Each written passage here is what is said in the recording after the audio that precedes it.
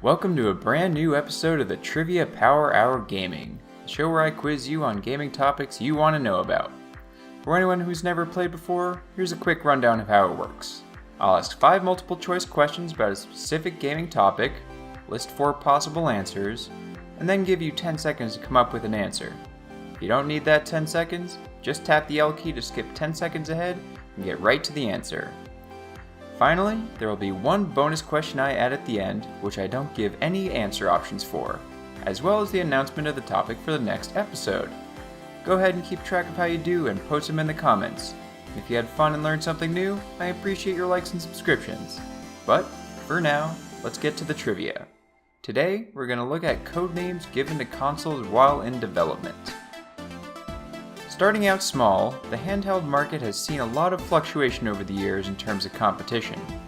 Small, single game units were among the first handheld gaming experiences available, but once the Game Boy hit the market, popularizing the method of having cartridges that allowed players to play multiple games on the same system, the entire handheld space changed. The Game Boy itself saw an incredibly long life, even with the competition ramping up. Some failed to hit that same sweet spot of power, portability, battery life, and quality games, though. Arguably one of the best, though, was the first called something very different. Question number 1. What handheld console had the code name Atlantis? Is it A, the PSP, B, the Game Gear, C, the GBA, or D, the Neo Geo Pocket Color?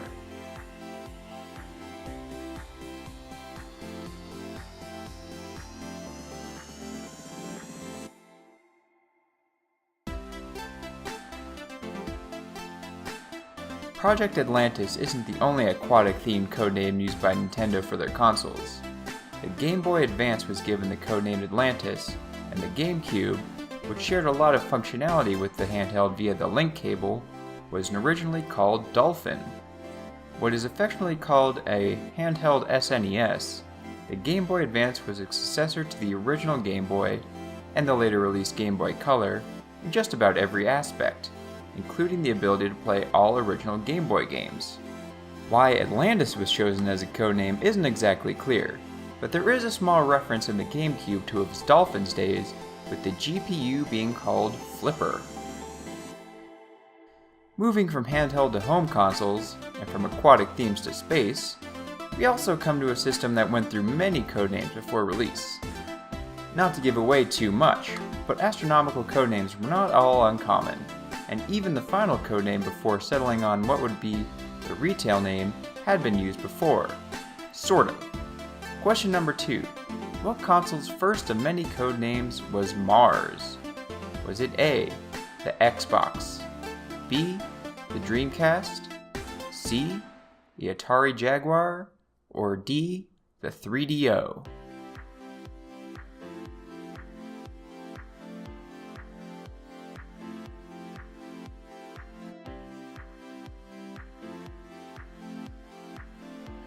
Aside from the Z in the spelling of Mars, what set this codename apart from other consoles with Planet as codenames was the fact that it was actually an acronym. In fact, 4 out of the 5 codenames for the Xbox were acronyms before they finally reached the name we have today.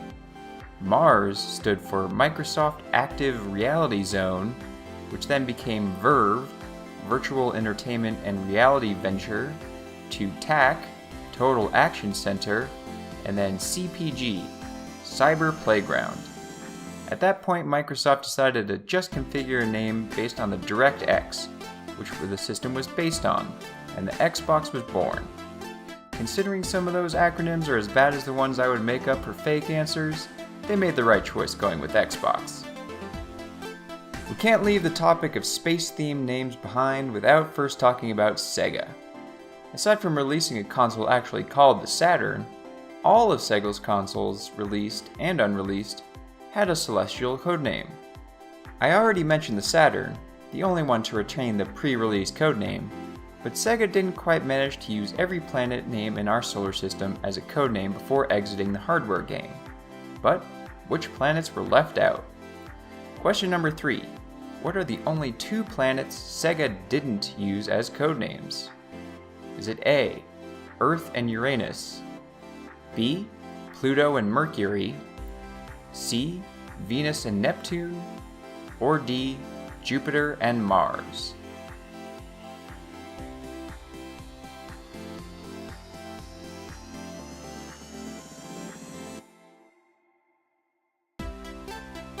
Remembering that Pluto was still classified as a planet back when Sega was a competitor in the console wars, out of the 9 planets at the time, even Pluto was used as a codename while Earth and Uranus were left unused.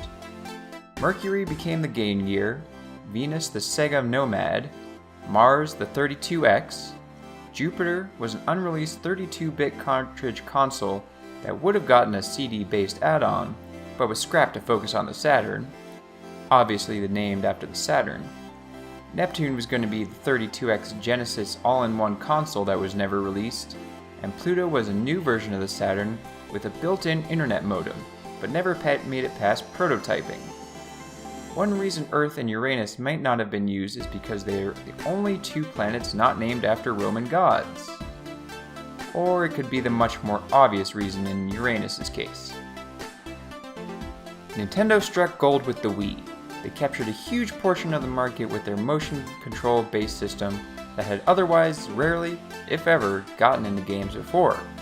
Even if the extent of their gaming was Wii Sports, the sales of the console, despite how underpowered it was compared to the competition, can't be denied. Wii is a strange name itself, and potentially damaging, if not for their clever marketing strategies. That begs the question of how successful the Wii would have been if it had come out using a different name instead. Question number 4. What was the Wii's codename? Was it A, Reality, B, Motion, C, Oxygen, or D, Revolution?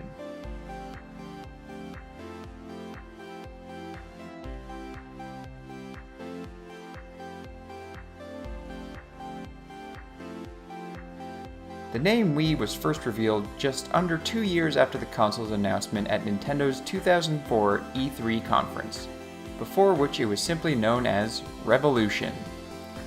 Many people in the press were not confident in the Wii name, and many obvious jokes were made online. Nintendo defended the decision, however, with the Wii's official website stating, "Wii sounds like Wii, which emphasizes this console is for everyone. Wii can easily be remembered by people around the world, no matter what language they speak. No confusion. Wii has a distinctive II spelling that symbolizes the unique controllers and the image of people gathering to play." Even Reggie Fils-Aimé commented on those who thought Revolution name should have been kept, stating, "Revolution as a name is not ideal. It's long, and in some cultures it's hard to pronounce. So we wanted something that was short, to the point, easy to pronounce, distinctive. That's how Wii, as a console name, was created." Again, considering the success of the Wii, Nintendo proved to be right on this one. From planets to places, concepts, animals, and more, codenames can come from just about anywhere. While this next one can be attributed to a Greek god, and would be the most logical way to interpret it, it could also have come from a famous film character bearing that same name. Now available as the PSVR, Sony's virtual reality headset's codename implied big things either way you interpreted it. Question number 5. PSVR's codename is also the name of what Greek god and film character? Was it A, Morpheus, B, Apollo, C, Dionysus, or D, Atlas?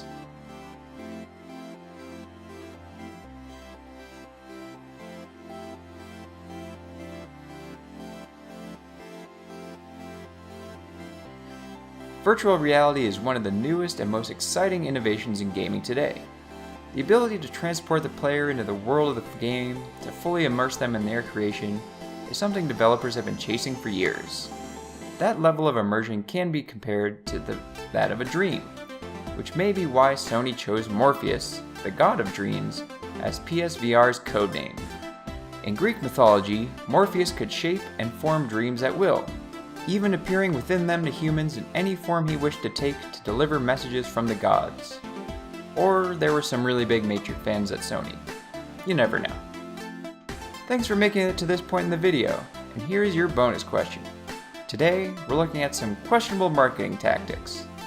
In 2005, a certain console developer paid graffiti artists to tag 7 major American cities to advertise their console. Naturally, this didn't go over well, but which company thought this would be a good idea? Bonus question. What system was advertised via graffiti?